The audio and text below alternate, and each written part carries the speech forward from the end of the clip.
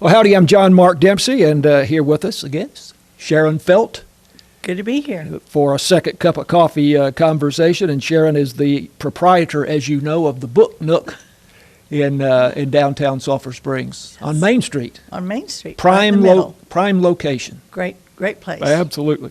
So Sharon comes in from time to time to talk to us about mostly new books, not necessarily, but in this case it is the Brand one that's new. quite new. And this is a new John Grisham novel, which is always big news. Yes. And it's called The Widow. Yes. He writes, basically, he was an attorney for many years, and then he started writing legal mysteries and thrillers.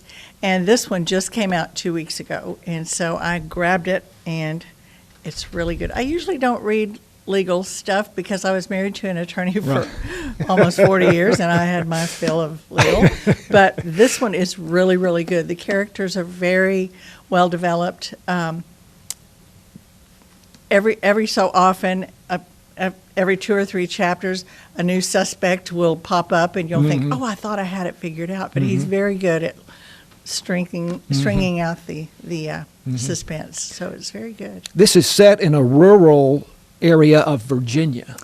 So Yes. it might be kind of comparable to Northeast Texas in that Yes. way. Yeah. I lived in Virginia. My husband and I lived in rural Virginia.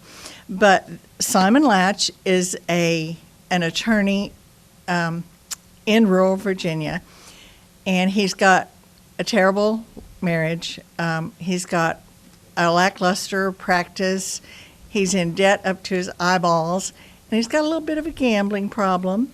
And he's not having very many walk-in clients. And then, all of a sudden, he's sitting there contemplating how he's going to get out of debt with the mob and the bookies and all these people. And Eleanor Barnett, who's 85, also known as Nettie, walks in and says, "I need a new will. I have $20 million.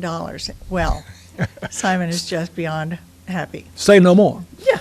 So then, after he wines and dines Nettie, and he really starts becoming fond of her, she is murdered, and he's the suspect.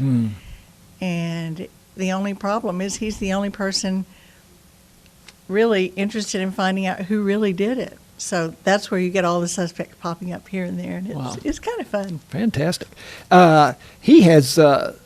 Grisham has had many popular books, best-selling books, and several of which have been converted to movies. The Pelican Brief and The Firm, Yes. and several others. Is this likely the next movie of a John Grisham novel? It well could be. The characters are really well developed. They're not superstar heroes like you see in a lot of his films, but they're down-to-earth people that you can relate to. They have everyday problems.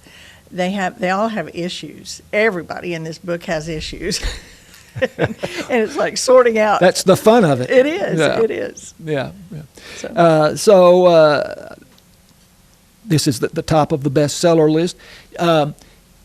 Do you primarily, most of your books at the Book Nook are fiction, but do you also sell nonfiction? oh, I sell all kinds of things. I sell nonfiction. I sell autobiography. I sell history. I sell, of course, lots of fiction. I even have a few cookbooks. Yeah. And have the bestsellers. I try to look on Goodreads and Amazon every week to see what's the best, what's the number one. Yeah. And I try to order some of those. I have a great deal of children's books. Of course, I was a kindergarten teacher for 1,000 years. Well, and you also wrote an award-winning children's book a few years back. Yes, we I might did. say. Yes, that's right.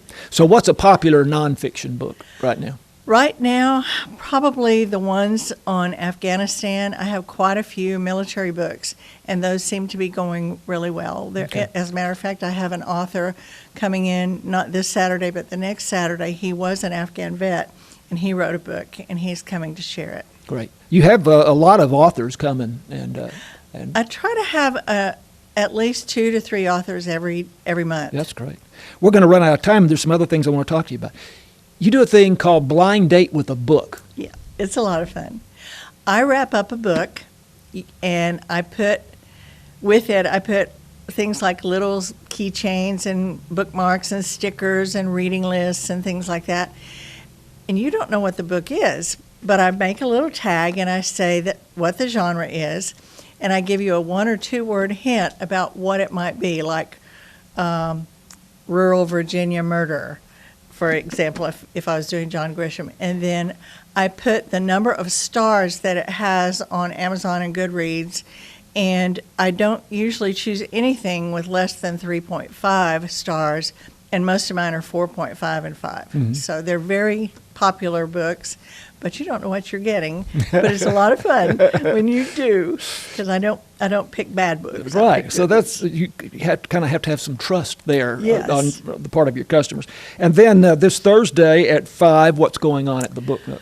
Oh my gosh, we're having Charlie Brown, and it's a Great Pumpkin, and we're going to show that movie to the kids.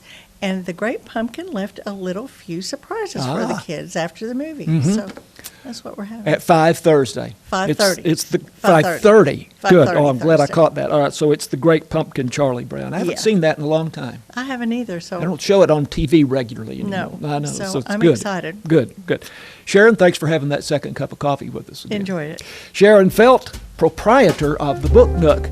And I'm John Mark Dempsey, and this is KSST.